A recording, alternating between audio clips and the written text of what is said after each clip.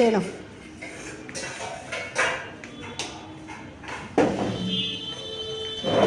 ডাল ভাতে দিয়েছি আর ডাল দেবো, হ্যাঁ, বেগুন ভাজা দিয়েছি। শুক্রবার দিন টিফিন নেবে না?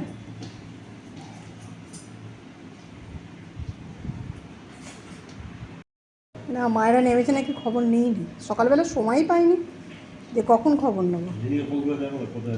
আমার এখন সময় নেই, দাঁড়াও, দিয়ে আবার বেরোবে, আমার বেরোনো থাকে।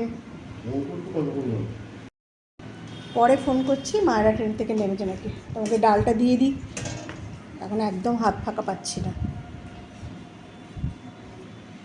এখন ছুটি নেই আবার সেই দুর্গা পুজো।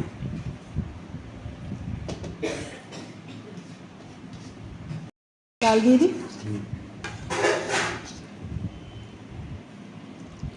আর দেবো।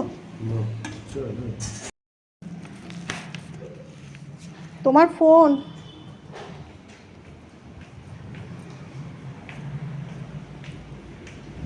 ফোনটা রাখলাম, হ্যাঁ, নিয়ে নিও। রোজই সকালে খুব দেরি হয়ে যাচ্ছে, ওই জন্য ভাবলাম যে সকালবেলা উঠে সব কিছু কেটে তারপর রান্না বসাতে গেলে অনেক দেরি হয়ে যাচ্ছে, সেই জন্য আমি কুমড়ো পটল এগুলো কালকেই আমি কেটে রেখেছিলাম। আর দেখো আজকে ডিমের রান্না করবো বলে ডিমটাও সেদ্ধ বসিয়ে দিয়েছি। সকালে আগে উঠে ডিম সেদ্ধটা বসিয়ে দিলাম, আর এদিকে কুমড়ো আর পটলটাও ভাজতে দিয়ে দিয়েছিলাম, আর আলুটা কেটে রেখেছিলাম সেটাও সেদ্ধ বসিয়ে দিয়েছি। আজকে হবে আলু পটল কুমড়োর তরকারি। রান্না করতে করতে এই ওয়েদারটা ভীষণ ভালো লাগে আর খুব সুন্দর হাওয়া দিচ্ছিল। তারপর আমি আটাটাও মেখে নিলাম, আর দেখো আটাটাও মাখা হয়ে গেলে আমি এটাকে একটু ঢাকা চাপা দিয়ে রেখে দিলাম। আর ভাবলাম ডালের সঙ্গে কী ভাজবো, রোজই তো আলু ভাজা হচ্ছে, তো আজকে একটু বেগুন ভাজলাম।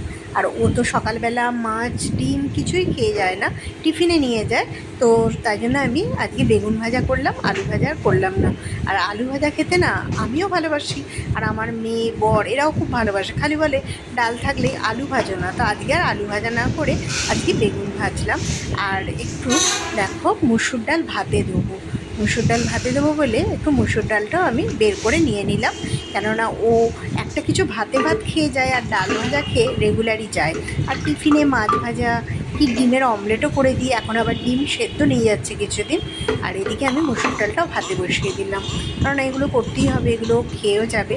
আর রুটি হবে, সবথেকে বড় কথা সকালে রুটিটা করতে গেলে আমার সবথেকে বিরক্ত লাগে, কেননা রুটি করতে না অনেকটা সময় লাগে, এমনি রান্না করলে তাও যেন তাড়াতাড়ি হয়ে যায়।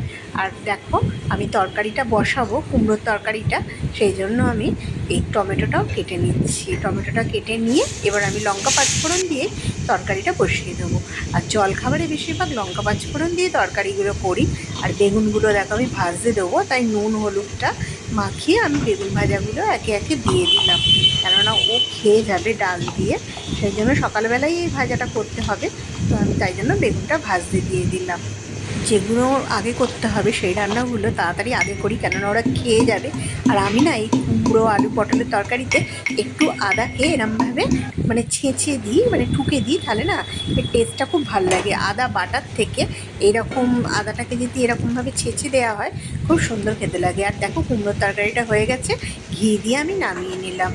আর এদিকে দেখো বেগুনগুলো ভাজা হয়ে গেছে। আর তারপর রুটিটা কিন্তু আমার তখনও হয়নি, রুটিটা আমি করবো। তো দেখো কুমড়ো তরকারিটা আমি নামিয়ে নিলাম, কুমড়ো তরকারিটা হয়েও গেল। আর ডিমের ডালনাটা হবে, ডিমের ডালনাটা করতে না অনেকটা টাইম লাগবে, তাই জন্য ভাবলাম যে ডিমের ডালনাটা একদম লাস্টে করবো, কেননা ওরা তো ডিমের ডালনাটা সকালে খাবে না, ডিমের ডালনা আমার বেলায় লাগবে।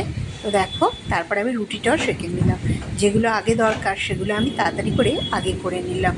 রুটিটা সব সেঁকে নিলাম, রুটি সেঁকে আমি ওর টিফিনটাও গুছিয়ে দেবো, তারপর ও খেতে আসবে, ওকে খেতে দিতে হবে। সব কিছু তাড়াতাড়ি সকালবেলা না করলে একদমই হয় না। তো দেখো রুটিগুলো আমার শাঁকা হয়ে গেছে। আর ওর টিফিনে আজকে আমি দিয়েছিলাম রুটি কুমড়োর তরকারি, আর আজকে একটা ডিম সেদ্ধ দিয়েছিলাম। ও আমাকে বলল ডিমের অমলেট দিতে হবে না, ডিমটা সেদ্ধ দিয়ে দাও।